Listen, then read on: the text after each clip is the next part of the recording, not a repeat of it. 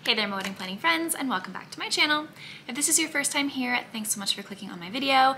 I'm Emily Summer. I'm a wedding planner based in Montana, and I make weekly videos on wedding planning tips and advice. So today's video, we're talking all about wedding venues and specifically the search for the perfect wedding venue. Here are 10 rules when it comes to venue hunting.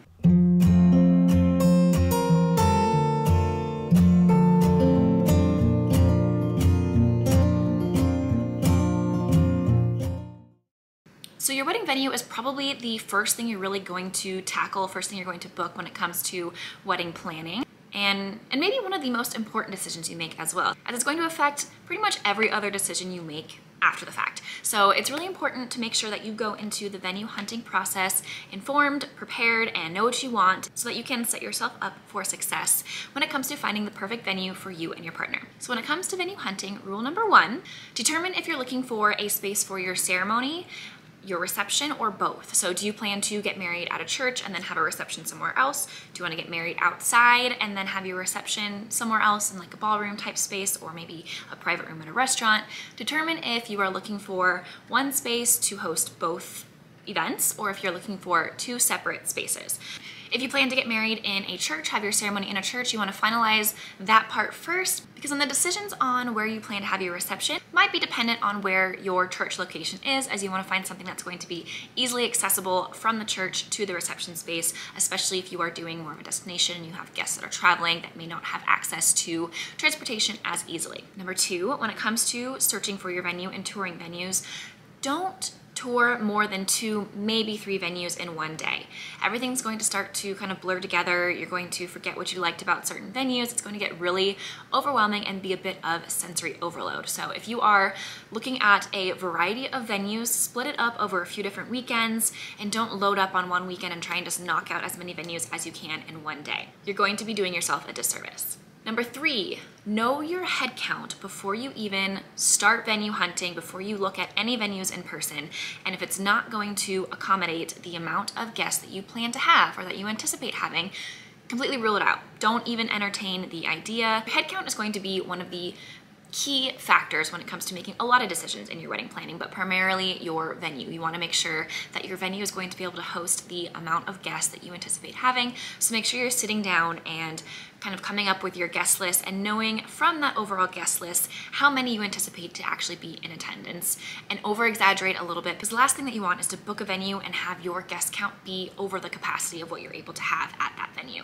Number 4, if you are having a destination wedding, meaning if you especially, or if the majority of your guests are traveling to a different location to attend your wedding, primarily by plane or in a way that they will not have their own transportation unless they rent a vehicle or have public transportation if that's available.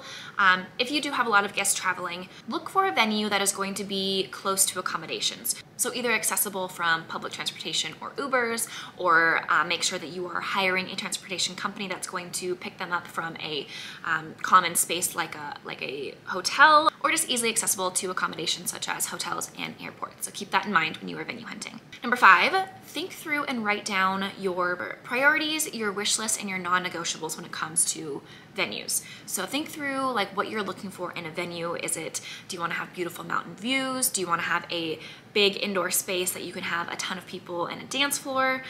Think through what your wish list is and then what your non-negotiables are. So there might be some items that you hope to have in a venue that maybe you can sacrifice if they have other things that are on your non-negotiable list, and then you have your non-negotiable list where you must have these. For example, has to have a capacity of at least 200 because you're going to have 200 guests, has to have a beautiful outdoor space to have your ceremony with beautiful views, has to have a nice space, bridal suite for you to get ready on site, those types of things. Think through that when it comes to non-negotiables and wish lists for your wedding venue.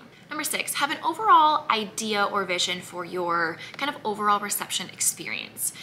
Do you want it to be more low-key, more classy, not a whole lot of dancing, maybe live band, and you have music, but not like a big party dance floor? Or on the flip side, do you want to have that big party dance floor? Do you want to be able to have dancing, DJ, music until the wee hours of the night and maybe have a later curfew?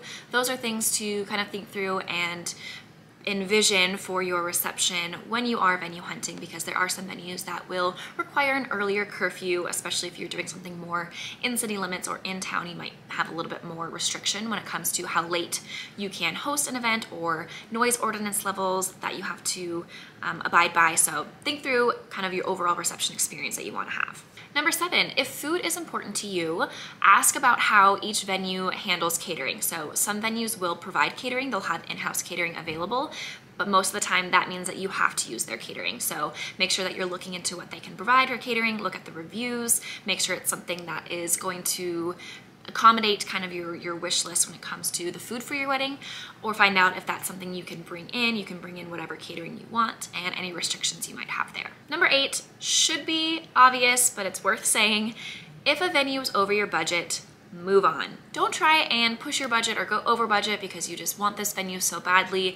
Then you're going to be over budget for everything for your wedding. So if this venue is over your budget, just move on and find something else. Number 9, always ask about the allotted time you have for setup and teardown.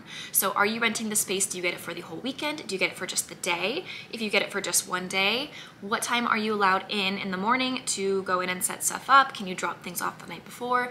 And what time do you need to be, not only what time does your event need to be over, but what time do you need to be out of the venue? So some venues will have an end time of, like, for example, 11 p.m. is when your wedding needs to be over. However, you don't have to be out of there till midnight, but still that's only 1 hour. So that's going to play into maybe what you bring in on site to decorate your wedding venue, because if you're only going to have 1 hour to tear down, you want to make sure that you are not having a ton of work done at the end of the night, and make sure that you have the help that you need at the end of the evening to get everything out, so that you aren't going to be stuck with maybe extra fees if you aren't out on time, or just be overwhelmed with the amount of decorations and things you have to tear down at the end of the night. So find out what time you are able to access the building and what time you have to be completely out of the building. And number 10, parking is a huge thing that tends to be overlooked when it comes to venues. So definitely pay attention to parking when you are in any sort of beginning stage of venue hunting, when you're touring venues. Have that conversation about parking. If you are somebody that is planning on having most guests drive themselves, if you anticipate a lot of them driving themselves, depending on your guest list, you're going to need a good amount of parking. Some venues will have valet services available. That might be an extra cost to you, so that's something that you want to make sure that you're asking, so that you're budgeting that or accounting for that in your overall budget. Or maybe there's not a lot of parking on site, so you're definitely going to need some sort of transportation service so that you can make sure that you are booking that early enough that you have that reserved, and that your guests are knowledgeable about the transportation service and that they know that they can't park at the venue.